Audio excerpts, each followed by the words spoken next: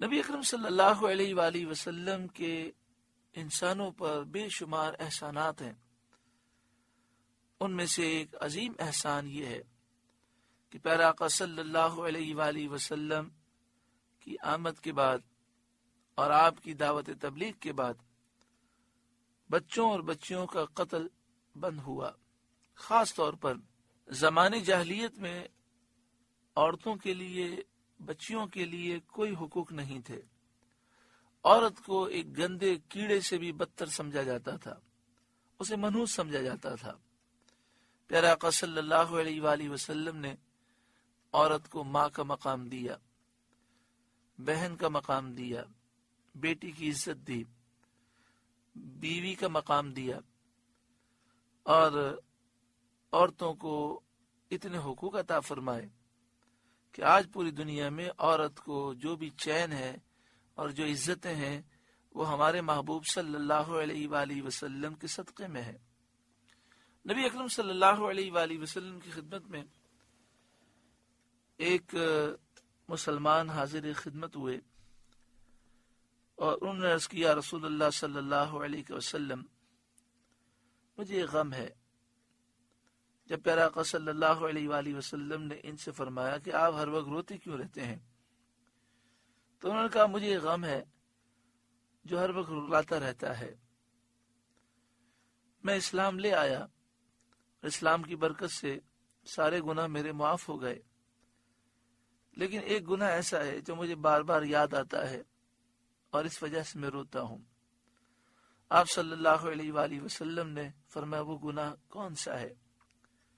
تو انہوں نے عرض کی کہ میرا تعلق بھی اسی قبیلے سے تھا کہ جو بچیوں سے بڑی نفرت رکھتے تھے، اور جب بچی کی ولادت ہوتی تو اسے وہ قتل کرنے کے متعلق سوچا کرتے تھے۔ ہمارے خاندان کے اکثر لوگ بچیوں کے قاتل تھے۔ میرے یہاں بچی کی ولادت ہوئی، میری بیوی نے مجھ سے کہا کہ تم اسے قتل نہ کرنا۔ جب میں نے اس بچی کو دیکھا تو وہ بہت پیاری اور خوبصورت تھی،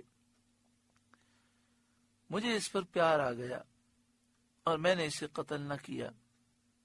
جب وہ کچھ بڑی ہوئی تو زمانے جاہلیت کے ماحول میں مجھے تانے ملنے لگے، اور وہی زمانے جاہلیت کی سوچ مجھ پر غالب آئی۔ ایک دن میں اسے دعوت کے بہانے لے گیا اور پھر ایک ویرانے میں نے گڑھا کھودا۔ اسے نہیں معلوم تھا کہ میں یہ گڑھا کیوں کھود رہا ہوں۔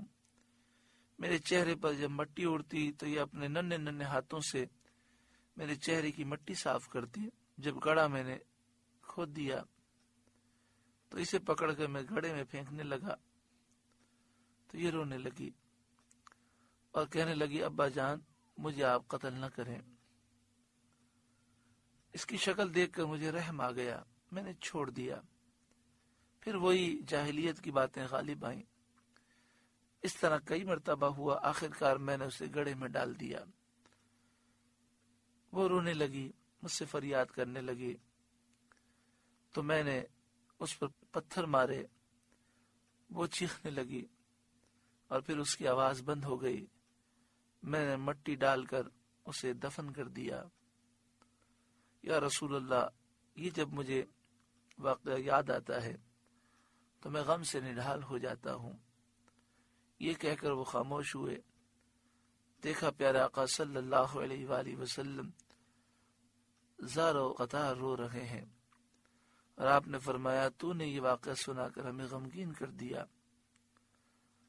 اگر زمانے جاہلیت کے کسی فعل پر میں سزا دیتا تو تجھے سزا دیتا، مگر اللہ تعالی نے ایمان کی برکت سے سارے گناہ معاف کر دیے۔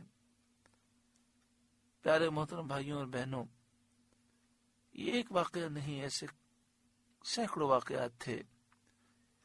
زمانے جاہلیت میں عورتوں پر، بچیوں پر سخت ظلم پایا جاتا تھا۔ افسوس، جس آقا نے عورتوں کو عزت عطا فرمائی، اسی آقا کی نافرمانی ہماری مسلمان بہنیں کرتی ہیں۔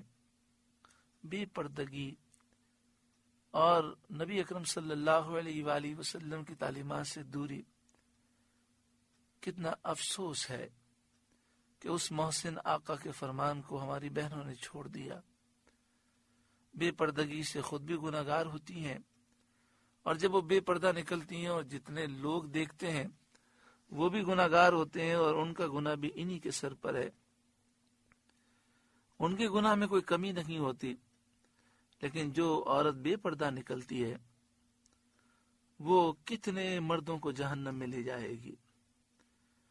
حدیث پاک میں یہ بھی ہے کہ جو عورت بے پردہ اپنے گھر سے نکلے اور اس کا شوہر اسے منع نہ کرے، اسے روکنے کی کوشش نہ کرے، اس پر سختی نہ کرے، تو حدیث طیبہ میں ایسے شوہر کے لیے وعیدیں ہیں۔